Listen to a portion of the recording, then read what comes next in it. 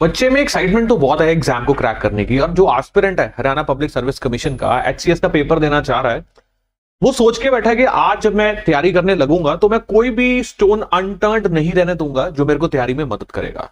And ऐसी excitement, ऐसी जील को हम अप्रिशिएट करते हैं। But do you know this कि एग्जाम को क्रैक करने के लिए जील, एंथुसियाज्म के साथ साथ एक गाइडेंस होना बहुत जरूरी होता है। अब सपोज कीजिए आप अपनी सारी एनर्जी, आप फुल फोकस्ड हो, आप एनर्जी अपनी सारी ऐसे सब्जेक्ट में डाल रहे हो जो सब्जेक्ट में से शायद क्वेश्चंस बहुत कम आए, या फिर हो सकता है कि पहले पूछे जाते थे लेकिन रीसेंट ट्रेंड हमें क्या बता रहा है कि उसके ऊपर फोकस नहीं है, तो आप उस पर एक्स्ट्रा फोकस डाल रहे हो। What does that mean? तो क्या आप मार्क्स ले पाएंगे? नहीं ले पाएंगे। हो सकता है आपको XYZ सब्जेक्ट के ऊपर जोर लगाना था जहां आपने जोर नहीं लगाया क्योंकि आपको गाइडेंस नहीं थी, आपको पता नहीं था, स्ट्रैटेजी नहीं थी आपके पास, आपको यह नहीं पता था कि पास्ट ट्रेंड क्या कह रहा है, पिछले साल जो पेपर हुआ था उसमें उसकी कितनी वेटेज थी।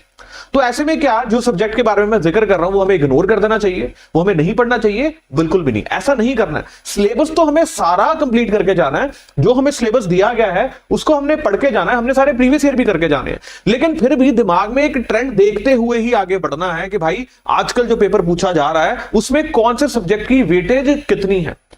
अभी इस वीडियो में मैं आपके साथ यही पैटर्न और ट्रेंड एनालिसिस करूंगा, जिसमें I will be telling you, I will be guiding you कि एचसीएस में जो क्वेश्चंस आ रहे हैं, ग्राफ बना के मैं आपको समझाऊंगा कहां से ज्यादा क्वेश्चन पूछे जा रहे हैं। क्या पॉलिटी में से ज्यादा क्वेश्चन पूछे जा रहे हैं? क्या साइंस में से पूछे जा रहे हैं? क्या हरियाणा जीके में से पूछे जा रहे हैं? क्या करंट अफेयर से पूछे जा रहे हैं? क्या एंशिएंट हिस्ट्री से पूछे जा रहे हैं?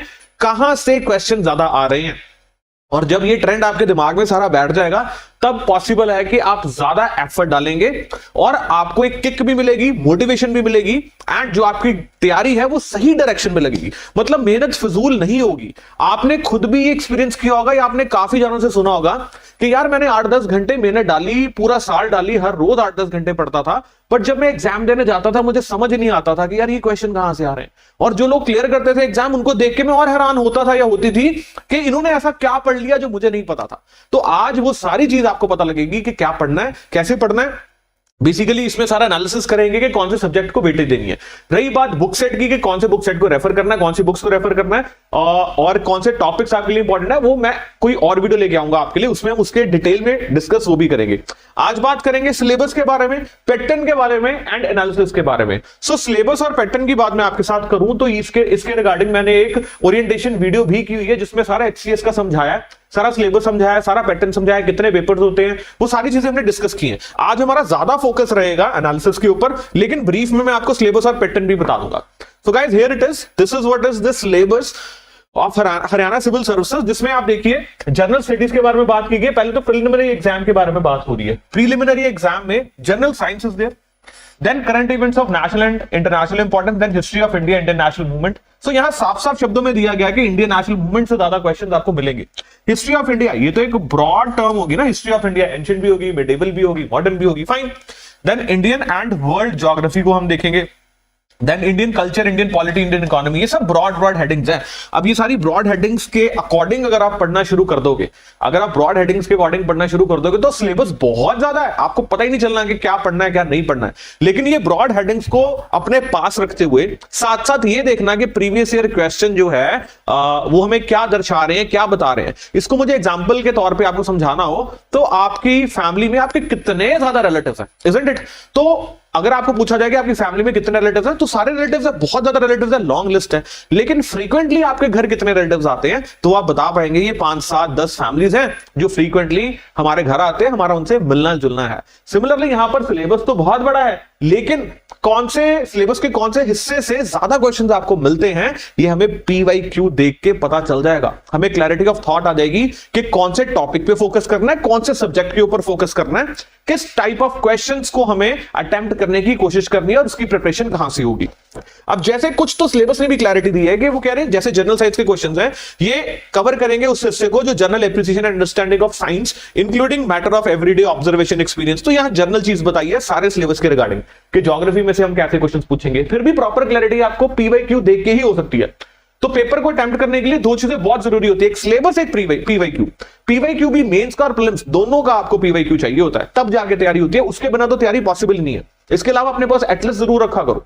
ये जब चीजें आपके पास कंप्लीट होगी ना, आपकी तैयारी बहुत स्मूथ हो जाएगी, खुद को आपको कॉन्फिडेंस आएगा, आप लॉस्ट फील नहीं करोगे कि मैं यहां गुम हो गया, मैं वहां गुम हो गया, ये क्या हो गया। चलिए एनीवेज, फिर उसके बाद सी सेट का एग्जाम है, ये मैं अगेन ओरिएंटेशन लेक्चर में मैंने किया तो मैं बार बार नहीं बता रहा हूं, जनरल बात कर लेते हैं एग्जाम के बारे में। पेपर 1 100 क्वेश्चंस, टोटल मार्क्स भी 100 है, सी सेट 100 अगेन 100 क्वालिफाइंग पेपर है, 33% ऑफ द मार्क्स आपको चाहिए। देन उसके बाद जब हम मेंस में जाते हैं तो यहां पर आपको इंग्लिश का पेपर देना है, हिंदी का पेपर देना है, ओके। देन आपको जनरल स्टडीज का पेपर देना है, एक पेपर जनरल स्टडीज का, एंड देन चौथा पेपर आपको ऑप्शनल सब्जेक्ट का। तो ये सारी चीजें आपको आई मीन टू से पैटर्न में मैंने पहले भी डिस्कस की है, बार बार डिस्कस नहीं करेंगे। अब लिस्ट ऑफ ऑप्शनल सब्जेक्ट्स मैंने यहां दे दी है, अब जाके साइट से भी ले सकते हैं, अदरवाइज भी आपको लिस्ट मिल जाती है। तो ये सारे ऑप्शनल की लिस्ट में से आपको एक ऑप्शनल चूज करना होता है। एनीवे यहां पर फोकस ना करते हुए, अच्छा मुझे पूछोगे कि सर कौन से ऑप्शनल के लिए जाना चाहिए, तो मैं बोलूंगा मेरे को ये बहुत बढ़िया लगता है option political science and international relations, बहुत सेफ ऑप्शनल है। आप गेज कर सकते हैं कैसे क्वेश्चंस आ रहे हैं, सिंपल क्वेश्चंस पूछे जाते हैं, कंटेंट रेडिली अवेलेबल है, गाइडेंस रेडिली अवेलेबल है, और बड़े मजेदार आपको ये ऑप्शनल मिलता है। एंड इसको प्रिपेयर करने से आपको बहुत हेल्प होती है आपके जनरल स्टडीज में भी, apart from that even UPSC में भी। चलो एनीवेज, बाकी जिसकी जो ग्रेजुएशन का बेस हो और उसका उसमें इंटरेस्ट भी हो और उसका मटेरियल भी अवेलेबल हो और आप प्रीवियस क्वेश्चन देके कंफर्टेबल भी फील कर रहे हो, फिर आपको वो ऑप्शन लेना चाहिए, ओके। एनीवेज चलिए आगे। तो स्टेज 3 इज इंटरव्यू, तो इंटरव्यू को आपको क्वालिफाई करना है। Again this all is done. अब बात करते हैं मेन चीज जिसके लिए मैं ये वीडियो आपके पास लेकर आया हूं, विच इज द एनालिसिस। तो हमने क्या किया, 2021 और उसके बाद 2022 एंड देन 2024, तो ये 3 साल के पेपर के एनालिसिस हमने किए हैं। एंड इन एनालिसिस में हम क्या देख रहे हैं, इस पाई चार्ट में भी आपको क्लियर होगा कि ज्यादा वेटेज किसके ऊपर दी गई थी। सो गाइस 2021 की बात करें तो इसमें साइंस को सबसे ज्यादा वेटेज दी गई, करंट अफेयर्स को बहुत ज्यादा वेटेज थी, पॉलिटी को बहुत ज्यादा वेटेज थी।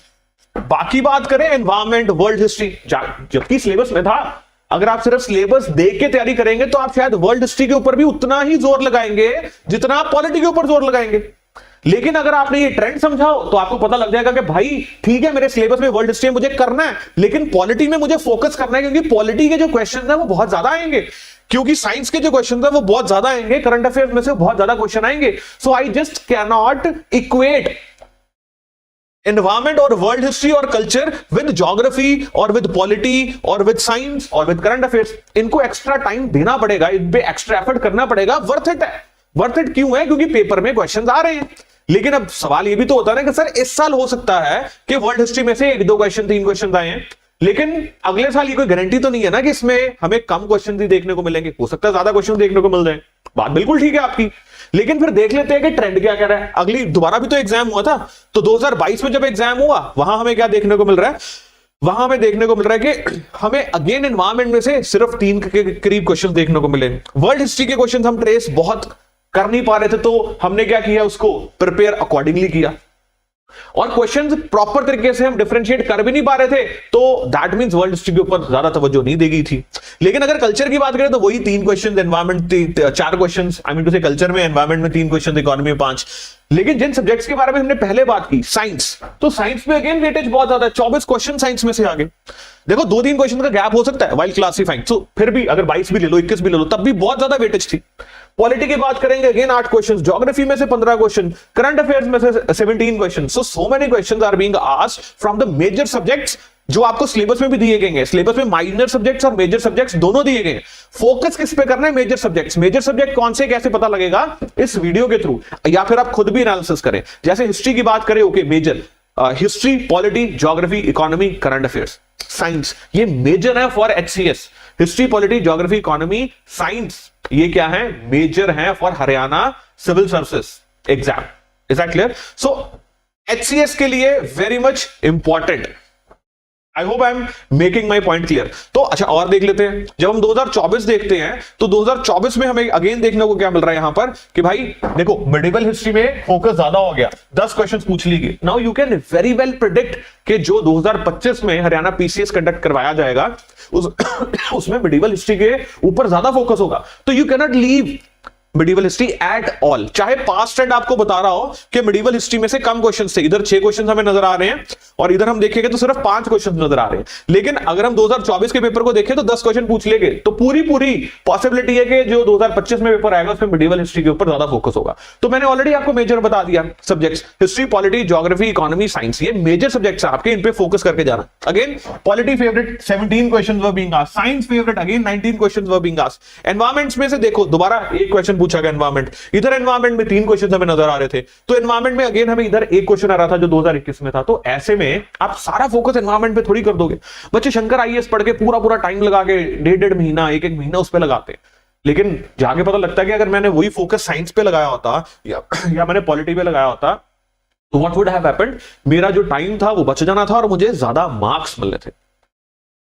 Is that clear guys? तो क्या कह रहे हैं कि हमने ये एनालिसिस किया, एनालिसिस करके हमने मेजर सब्जेक्ट्स डिफाइन किए, जिसमें हमें क्या मिल रहा है, हिस्ट्री, जिसमें मैं एंशिएंट मिडिवल मॉडर्न में तीनों को इंक्लूड करता हूं। Okay, history, polity, then geography, again then economy, then science, of course current affairs तो है ही है, and Haryana GK. Haryana GK तो एनीवे करोगे 4 क्वेश्चन, 5 क्वेश्चन, 6 क्वेश्चन, ये आपको मिलते जाएंगे हरियाणा जीके में। जैसे 6 क्वेश्चन हमें हरियाणा जीके के यहां मिले, हमें फिर हरियाणा जीके के अगले साल 4 क्वेश्चन मिले, फिर हरियाणा जीके की बात करें तो 6 क्वेश्चन सर मिल गए। तो ऑन एन एवरेज 5-6 क्वेश्चन आपको हरियाणा जीके से मिलते हैं। ज्यादा क्वेश्चन कहां से आते हैं? साइंस में से पक्का ही आएंगे, पॉलिटी में से पक्का ही आएंगे, करंट अफेयर्स में से पक्का ही आएंगे, हिस्ट्री में से पक्का ही आएंगे। वो वेरी कर सकता है, कभी एंशिएंट में, कभी मिडिवल में, कभी मॉडर्न में।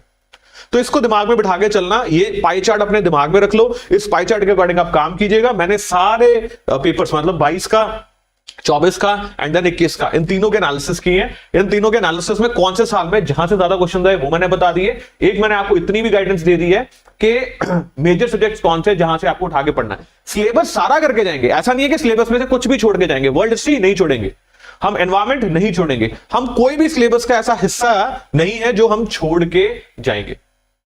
हम सारा कवर करके जाएंगे, लेकिन ज्यादा फोकस उन पे करके जाएंगे जो ट्रेंड हमें बता रहा है कि इसके ऊपर ज्यादा क्वेश्चंस आते हैं।